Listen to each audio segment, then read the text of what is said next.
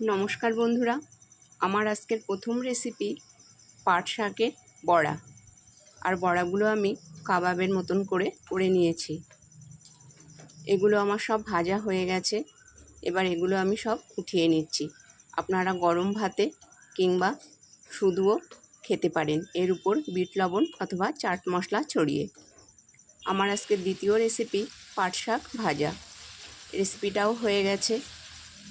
এবার দেখে নিন আমি রেসিপি দুটো কীভাবে বানাই।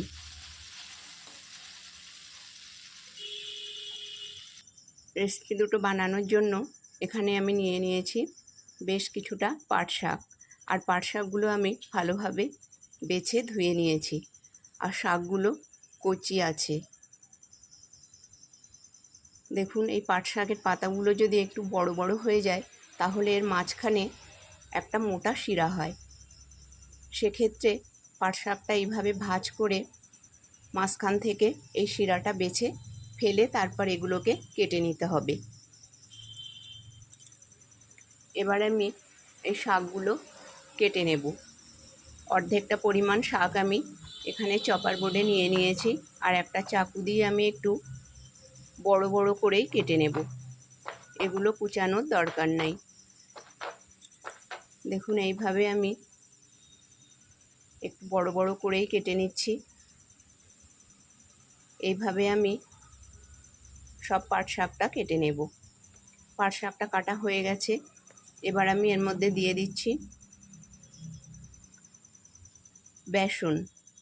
প্রথমে দিয়ে দিলাম 1 টেবিল চামচ বেসন। আরও 1 টেবিল চামচ বেসন দিয়ে দিলাম। এবার দিয়ে দেব 2 টেবিল চামচ আতপ চালের গুঁড়ো। এবার এর মধ্যে দিয়ে দেব 1 টেবিল চামচ কর্নফ্লোর। আপনাদের কাছে যদি কর্নফ্লোর না থাকে কিংবা আতপ চালের গুঁড়ো না থাকে তাহলে এই দুটোর মধ্যে যে কোনো একটা দিলেই হবে। কর্নফ্লোর দিতে হবে অথবা আতপ চালের গুঁড়ো। এবার দিয়ে দিচ্ছি অল্প একটু ধনে গুঁড়ো। এবার দিয়ে দিচ্ছি অল্প একটু জিরে গুঁড়ো। এবার দিচ্ছি ম্যাগি মশলা। এর মধ্যে ম্যাগি মশলা দিলে রেসিপিটা খেতে খুব সুন্দর হয়। আপনাদের কাছে যদি কোনো ভাজা মশলা থেকে থাকে সেটাও ব্যবহার করতে পারেন। এবার দিয়ে দিচ্ছি কুচানো পেঁয়াজ। এবার দিয়ে দিচ্ছি কুচানো রসুন আর কাঁচা লঙ্কা। এবার দিয়ে দিচ্ছি স্বাদ মতন হলুদ বা পরিমাণ মতন হলুদ। এবার দিয়ে দিচ্ছি সামান্য পরিমাণ চিনি। এবার এর মধ্যে দিয়ে দেব স্বাদ মতন লবণ। এবার সমস্ত এই শুকনো উপকরণগুলো ভালোভাবে মিশিয়ে নেব। প্রথমে আমি এর মধ্যে কোনো জল ব্যবহার করব না।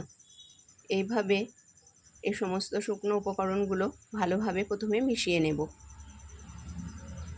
এবার এর মধ্যে দিয়ে দিচ্ছি আরও একটু চালের গুঁড়ো। এখানে আমি মোট 3 টেবিল চামচ চালের গুঁড়ো ব্যবহার করেছি। এবার দিয়ে দিচ্ছি হাফ চা চামচ মতন জোয়ান। জোয়ানটা এইভাবে হাত দিয়ে একটু ঘষে দিয়ে দিলাম। এবার এই সমস্ত উপকরণগুলো আবারও আমি একটু ভালোভাবে মিশিয়ে নেব। এইভাবে মিশিয়ে নিয়ে এর মধ্যে অল্প অল্প পরিমাণ জল দিয়ে আমি এটা মেখে নেব। আর এটাকে আমি একটু শক্ত করেই মেখে নেব। প্রথমে জল দিলে এটা পাতলা হয়ে যাবে, সেই জন্য এর মধ্যে অল্প অল্প করে জল দিতে হবে। আর এর মধ্যে খুব সামান্য পরিমাণ জলই লাগে। দেখুন, এইভাবে আমি এটা মেখে নিয়েছি। এবার এর থেকে একটা ছোট ডো মতো নিয়ে এবার এটাকে আমি এইভাবে চেপে চেপে গোল শেপ অর্থাৎ কাবাবের মতন করে নেব। আপনাদের নিজেদের পছন্দ মতন কোনো শেপও দিতে পারেন। এইভাবে আমি সবটা করে নেব। গ্যাস অন করে বসিয়ে দিয়েছি কড়া আর দিয়ে দিয়েছি বেশ কিছুটা পরিমাণ রিফাইন্ড অয়েল। এবার এই কাবাবের আকারে এই পাট শাকগুলো গরম তেলের মধ্যে আমি দিয়ে দেব। আর গ্যাসের ফ্লেমটা মিডিয়ামে রেখে এগুলো ভেজে নেব। হাই ফ্লেমে ভাজলে ভিতরটা কাঁচা কাঁচা থাকতে পারে, সেই জন্য এটাকে মিডিয়াম ফ্লেমেই ভেজে নিতে হবে। এগুলোর এক পিঠ অল্প একটু ভাজা হয়ে গেছে, এবার আমি এগুলো সব উল্টে দিচ্ছি। এইভাবে আমি উল্টে পাল্টে এগুলো সব ভেজে নিয়েছি। দেখুন দুই পিঠে আমার ভালোভাবে ভাজা হয়ে গেছে। এবার আমি এগুলো উঠিয়ে নেব। এগুলো উঠিয়ে নিয়ে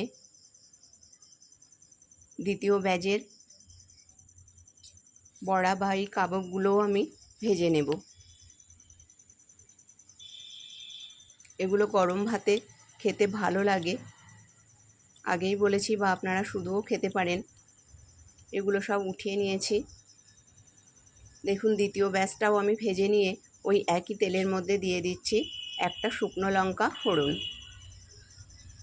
আর দিয়ে দিচ্ছি হাফ চামচ মতন কালো সর্ষে। আমি এখানে কালো সর্ষে দিয়েছি, আপনারা এর মধ্যে কালো জিরেও ব্যবহার করতে পারেন, তবে কালো জিরেটা খুবই অল্প পরিমাণ ব্যবহার করতে হবে, না হলে কিন্তু তিতো হয়ে যেতে পারে। এবার এর মধ্যে দিয়ে দিচ্ছি কেটে রাখা পাট শাক। এবার এইভাবে তেলের মধ্যে নেড়ে এটাকে আমি একটু কমিয়ে নেব। অল্প একটু সময় এইভাবে নাড়াচাড়া করলেই এটা কমে আসবে। আর রেসিপিটা বানাতে খুবই অল্প সময় লাগে।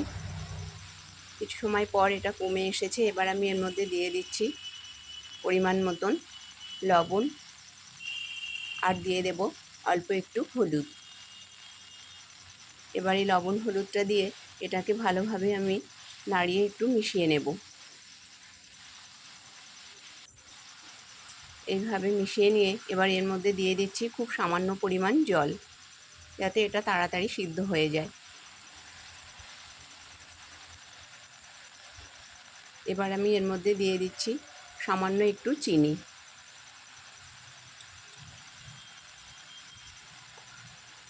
এবার এটা ভালোভাবে মিশিয়ে নেব।